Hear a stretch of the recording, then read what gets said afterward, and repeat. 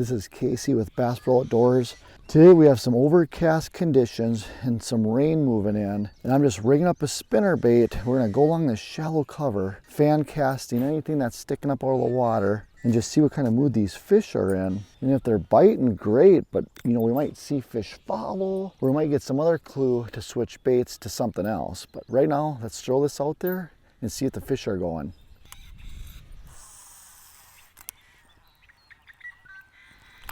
Boy, that one just cranked on that spinnerbait.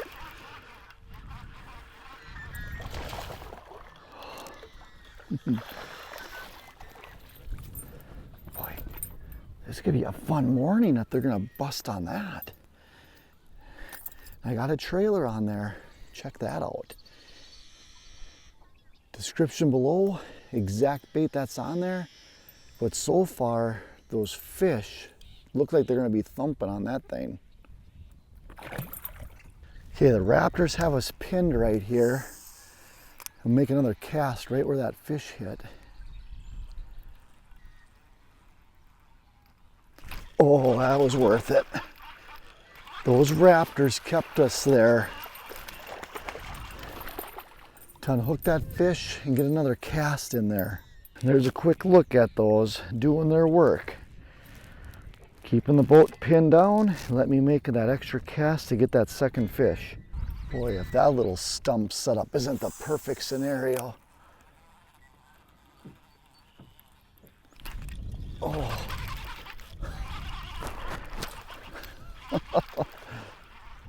Oh boy.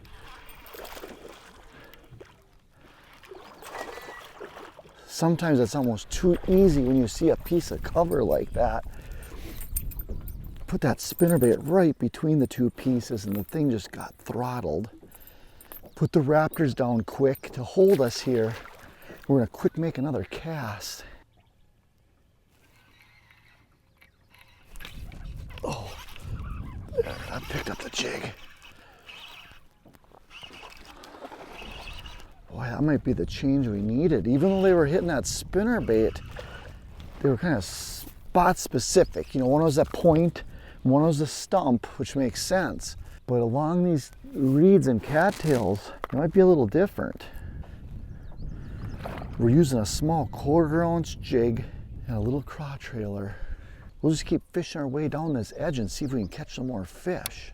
Okay, I just put the Raptors down because I can see this flat, bare bottom area. There's some bluegill beds, weed clumps, and the weeds start out there. But that's something different along this stretch.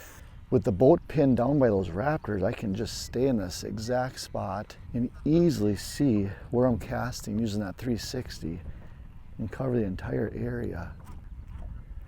Oh, shoot. Okay, so I had a fish swing on that spinnerbait right when it came off the weeds onto the bare spot. Put that little jig right there. Oh, yeah. So that fish hit the spinnerbait, missed it. I had that follow-up jig sitting there and got thumped by a good fish. That one there was 100% 360 because I was fishing the cattail edge here and catching some fish. But all of a sudden I saw that different bare bottom going out to a weed edge, and boy, that paid off. Bluegill beds, bare bottom, channel there. So those weeds we just saw were poking up right here. So there's actually a little strip there of bare. We're just gonna fan cast this again and see if there's more than one fish, which there should be because that's good looking stuff. So I cast that jig out there and I'm just letting it drag along the bottom. Slowly working it back. And most of those fish are probably gonna be right on that weed edge or where those bluegill beds are, not just out in the middle of that bare area. Oh, I picked it up. Okay, so that 360 just paid off with 2 fish off a spot I was not gonna cast to because I was aiming towards the cattail edge. You can see those weeds. That's where I was fishing. Looked, saw that, That's a no-brainer right there. That is what you call adding extra fish in the boat. 4-inch armored craw, that's what I'm using on the back of that jig. On that 1/4-ounce jig, this wide body lets it glide down even slower. That's crucial in the shallow water. Okay, I'm gonna put one, just a short little cast, right? Oh man, another fish hit it.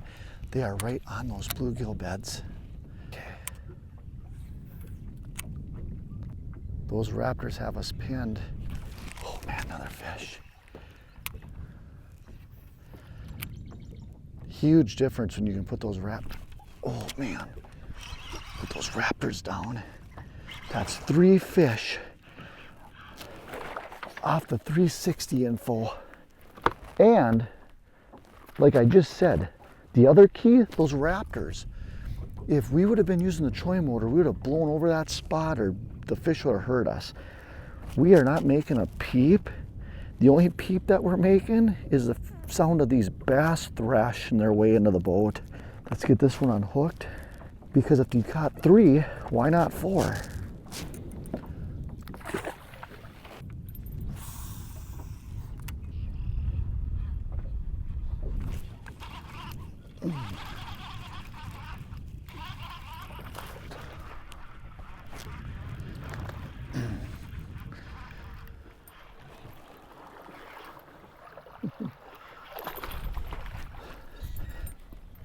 Next time you have shallow conditions with overcast, pick up that spinnerbait, toss around some vegetation, and at least see what the fish's mood is. If they're on a horizontal moving bait pattern, you can clean up real quick. Let's take a quick look at my presentation here.